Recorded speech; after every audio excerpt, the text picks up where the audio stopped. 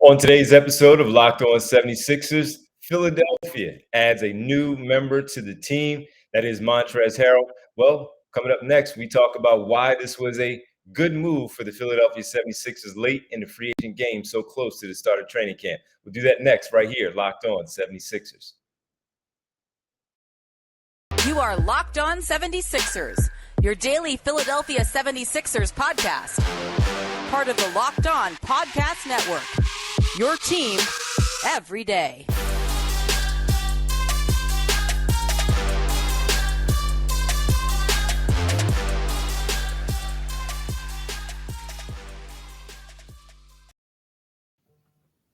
Welcome, you are Locked On 76ers. I'm Devon Givens from 97.5 The Fanatic Radio in Philadelphia, alongside my co-hosts and partners, always from the Inquirer.com, Sixers beat writer Keith Pompey. Keith, what's happening, man? How was your holiday weekend?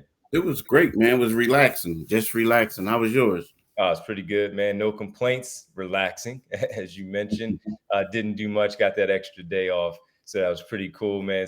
But good to be back as we have a little bit of Sixers news to talk about. Before we get started, we want to thank everybody for making Locked On 76ers your first listen every day. And remember, Locked On 76ers is free and available on all platforms, including YouTube, right here on Locked On 76ers. Well, Keith, we discussed him last week once his legal matter was taken care of with Montrezl Harrell, the free agent big man, one of the better names that was still out there and available as a free agent, having some legal troubles earlier in the summer before free agency got underway. It was one of those deals where in the moment, you're like, dude, what are you doing? You're going to be a hot commodity on the free agent market.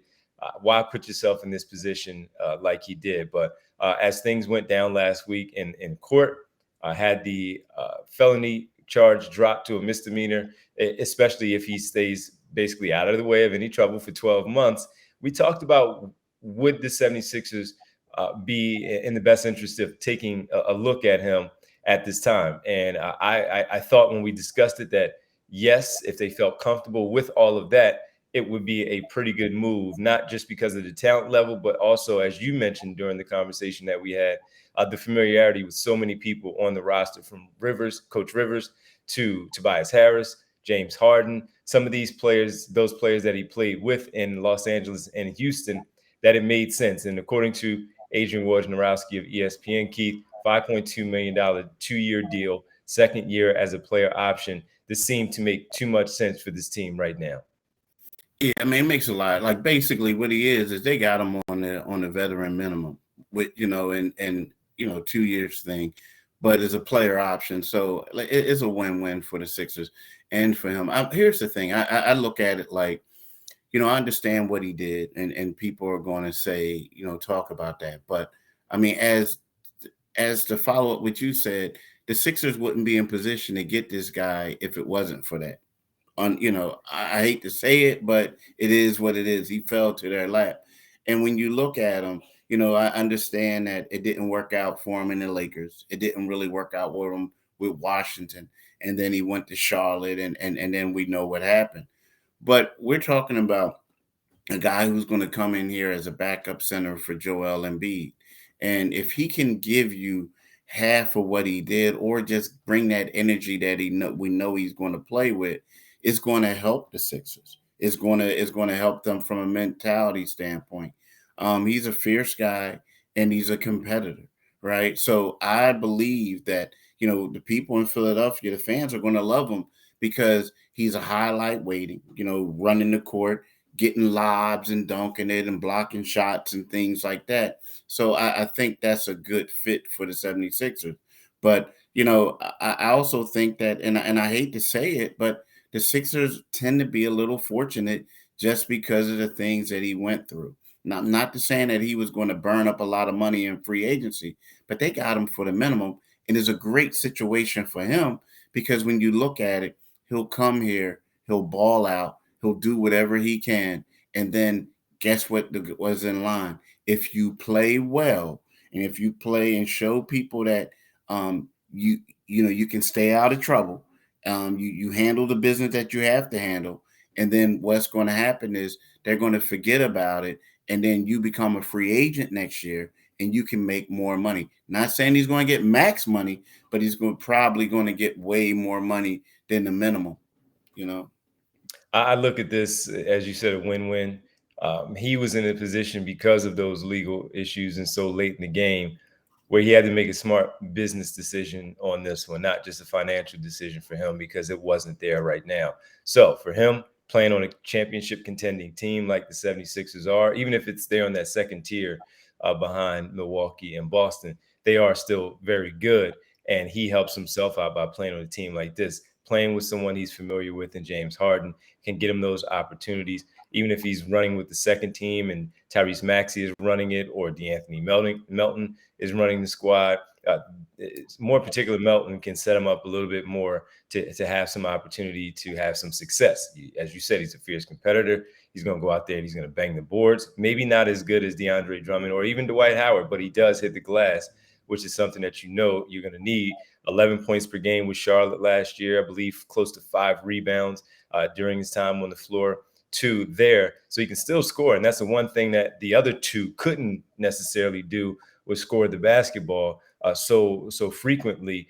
He's just not as big, or defensively he's not as strong as them, but he's not a turnstile. He can play. So as far as two-way ability goes, this is a good idea. And as far as some of the other options that were still there from Dwight Howard, Hassan Whiteside, DeMarcus Cousins, this was probably the best one. Once he got all that stuff situated, this was probably the best one. And it just made a lot of sense for them to go out there and do it. He's going to, I would like to see maybe even sometimes, Keith, could he throw him out there with Embiid on specific lineups just for a few minutes, depending on what the 4-man looks like on the opposing team and how that may look on the floor, just seeing those 2 big dudes out there where it's not clunky because you know they can both move, and how that might fare for a few minutes. It's not an Al Horford situation where it's 30 plus minutes a game with those 2 guys on the floor together. It's more of situational where Doc Rivers can go and find minutes for those 2 based on what the lineup is with the opposing team. So I really like this move, and I know it may not be as popular for a lot of people, and that's something we're going to get into next because of what it now means for Paul Reed and Charles Bassey. We'll dive into that next. I'm right here on Locked On 76ers. But first, I got to tell you, the good people at Built Bar, they're back. They never really went away. If you are a fan of Built Bar, you know how good they are and have been, as we've talked about them for the last few months so much, and discussing how good they are and trying the Built Bar Puffs. And if you haven't tried them yet, how you're depriving yourself of one of life's greatest joys. And guess what? There's a new flavor. Ready? Delicious, indulgent cookie dough covered in chocolate. That's right. Built, they have done it again. Let me introduce you to the new flavor cookie dough. Chunk Puffs have a light and chewy texture, real cookie dough chunks, and of course, they're covered in 100% real chocolate. I know that's one of the favorites for you people. It's still there. All of the joys of eating cookie dough without the hassle of making it. Plus, it's healthy for you as you get ready to be inside a little bit more because of the fall and then, of course, winter. We got you covered as far as your health goes. The puffs are only 160 calories, and they have a whopping 15 grams of protein in them. Like all Built Bars, the new cookie dough chunk puffs, again, 100% real chocolate. So that means they're healthy and tasty. If you want to make sure you keep a box for yourself and your family, it's a treat for you, your kids as they go to school, you as you run to from your dorm to your class. You can find a really good hiding spot, of course, if you want to keep them and hoard them and not give them away. They're very, very convenient for everybody. You're going to love the new cookie dough chunk puff, whether you need a snack for your workout, as I mentioned, a late night treat, running to your class, quick bite. Built is a perfect protein bar, and they taste better than a candy bar. Ditch the calories, fat, and sugar. Grab yourself a Built bar. Go to Built.com, use promo code LOCKEDON15 and get 15% off your first order. Use promo code LOCK15. Do it today. Locked On 15. Do it today, people. Do it today. Built. They're back. September. You know what it is. Make sure you're all straight. Keeping that weight off like you did all summer by using Built. All right. Thank you for making Locked On 76ers your first listen. For your next listen, check out the Locked On Now podcast for nightly recaps, of every NBA game with analysis from our local experts is free and available wherever you get your podcasts. Keith, with the addition of Montrezl Harrell, maybe this means less minutes for, once again, Paul Reed and to a lesser extent, Charles Bassey. The only reason I say that for Bassey is because even by making the move last year and dealing Andre Drummond in the Ben Simmons deal, Bassey never saw the floor. It was only Paul Reed. So I guess maybe focusing more on Paul Reed and what this now means for him and why it may have some fans a little upset by acquiring, which I think is a good move, which you think is a good move here, acquiring Montrezl Harrell and taking some minutes away from Paul Reed. Yeah. The thing is, when I look at Paul Reed, I don't look at him as a center. I know he plays center. He was the backup at times and this and that. I agree with But, you. but I always looked at him as being out of position, right? I mean, think about it. There were games where I think where he had some of his most impactful games were on the defensive end while guarding wings. I mean, think about when he guarded DeMar DeRozan and against the Bulls, and the game was in Chicago. DeMar, got his points, but his percentage was awful. Like, I mean, he made him work. Like, he literally made the guy work. So when I look at Paul Reed, I get it. You get in where you fit in, so to speak. But to me, I think that he's going to be better utilized as a four off the bench. Unfortunately, right about now, maybe a specialist off the bench. Hey, look, Paul, we need you to come in here, lock somebody down, DM down, do what you got to do. This summer, when he played in the summer league, he wasn't playing the center spot. He was playing the four, and he showed what he could do. He excelled that way. So, yes, it is going to impact it somewhat because everybody assumed that he was going to be the backup center. But everybody also said that they needed to go out there and get a more experienced backup center. But even with that being said, I kind of think that if you're good enough and you keep playing, you're gonna find your way on the floor. If not, you can hope and pray that you can find your way on another team, get traded. But yeah, it should, because when you look at it now, it's not that he's really competing with Montrezl Harrell. The guys that he's competing with minutes with are PJ Tucker, George Niang, and Tobias Harris. If you really want to keep it that way, because I feel like he's more of a power forward than a center. I agree with you. I think his future is more as a four-man in this league. Yes, he can give you some minutes because teams do go small, and he can provide some of those minutes at the five. But I agree with you. I think most of it will be at the four, and spelling Tobias Harris, giving George Niang a breather. He might have a better. Let's go to the Toronto series early on in the year where they go back to back with them, where George Niang had some struggles, and maybe it was the injury, but it was maybe also because they're so long and athletic and so fleet of foot that George can keep up, but so much, and Paul Reed able to move and slide his feet a little bit better in those defensive positions to do that. So that's where I look at it. I look at it that way, and I think that he'll play a lot more 4 minutes, and he'll find his way. It's not a problem to have somebody like Montrezl Harrell to actually push, younger players like Bassey and Reed and helping them out, and not making sure that it's not easy, that they find their way. And as you said, if you're good enough, if you've done enough work in the off season, you'll find your way on the floor. And if the coach recognizes it, and he looks over to Dave Yeager and looks over to Sam Cassell, says, "Hey man, you see Reed, we got to find some way to get him on the floor," and that's where things go. I don't think it's a bad thing, as Doc Rivers has to figure it out. Now he has to figure it out. This is his job. If you see young players doing some good things and making some progress from where they may not have made that from year 1 to 2, but they're making it from 2 to 3, then yeah, you're gonna have to find some way to get them on the floor and see if they can contribute to this team as a specialist. As you mentioned, there are a lot of players on this team that can help this basketball team out pick up wins and, of course, help them in the seedings in the Eastern Conference while they make this run. So I'm in agreement with you that that's where I lean and think that he'll play more of his minutes at the 4. So I like it. I like it. I think he'll be on the team. Now it's about finding your way in, cracking into that rotation. Speaking of the rotation, Keith, we need to talk about the depth, because while saying it sounds easier said than done, there are a lot of players here on this team.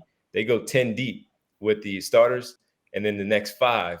And we have to figure out the rest of the way how they're going to get these other players on the floor. We'll discuss what the depth chart looks like right now, at least early on before training camp, and see where some players like Reed and Bassey and others fit in to this entire thing. And, by the way, we got to talk about, Street Fighter, Furkan Korkmaz on the other side right here, Locked On 76ers. Welcome back to Locked On 76ers. Keith Pompey, Devon Givens. Keith, before we talk about the rotation and all and where guys fall into place, and we mentioned Furkan Korkmaz, how crazy was that story that they tried to roll on him behind in the back after he leaves the floor? He gets ejected. 3 players plus the security personnel basically jump and attack Furkan Korkmaz in the back hallways by the locker room. Yeah, it's kind of crazy, but you know what, man? Like they say that Furkan says they're passionate over there. Like I'm talking about over in Europe and this and that. Mm-hmm. And I think it's just different, man. I do. I mean, I think, it's weird because it's kind of like, over there, everybody's playing for their country and they got that country, that pride. Even down to like when you see some of the media members, like, they're like rocking jerseys and things like that. So it's more of that pride. And I feel like, in that instance, if it was over in the States and there was a Philadelphia police officer and it was like Boston and the Sixers, the cop was like, yo, we got to break this up. But over there, it seems like it was us against them. It was a Georgian police officer, like, yo, we're going to get this turkey. 4-on-1? Yeah, 4-on-1, like, or whatever. You know what I mean? It was kind of like, so, you know what I mean? I don't know. It's just different, man. It really is. I'm glad that Furkan is fine. I'm glad that he came back out the next game with a vengeance and made the next team suffer. But he was ticked off. Yeah, he was. But it's just how it is over there, man. It's different. It's different. Well, you talk about toughness from Tucker to House and Melton and now Harrell, Furkan Korkmaz. Any little dust up with the team, you can count on Furkan to stick his nose in there and make sure his teammates are cool. And Philadelphia, it was good to see. As much as people get on Furkan Korkmaz, it was good to people see, at least on social media from afar, standing up for Furkan and hoping that he was okay, in the midst of all that. But we need to talk about the depth chart, at least today, after all these moves. I would imagine they're done now after this move with Montrezl Harrell. I would imagine they're done. So when we look at things, the starting 5, Joel Embiid, Tobias Harris, PJ Tucker, Tyrese Maxey, and James Harden. I think we both agree on the next 5, D'Anthony Melton, Matisse Thybulle, George Niang, Daniel House, and now Montrezl Harrell. That's 10 deep right there. Easy, Keith. That's a good problem for Doc Rivers to have. Yeah, it is. But then also, like, I actually think they're 12 deep. I mean, I do. I also think that, I think with all those defensive players on there that you can afford to put, before people like, well, we put Furkan on the floor, what is he going to do when, if he's not making shots? Well, you ain't got to worry about that. I mean, just come in and make shots, right? If that happens, you got defenders. So I add Furkan to that list, and I also add Paul Reed to that list. I do. There have been, certain people who were saying, well, I don't know about this, I don't know about that. Nah, I think that those are 12 guys that are going to play, and all of them may not play in every game, of course, in the regular season or whatever. But I think that, Paul Reed does give you something. I do. I think he does. I also think that Furkan, when he's hot, he can make a lot of shots, a lot. If he is, and he is playing a great European basketball. We're having a great summer playing over in Europe right now. So, I think that, doing that, and you look at his size, that he can be someone who can come off the bench. His role would be just to come in, knock down shots, run the offense, do whatever he can.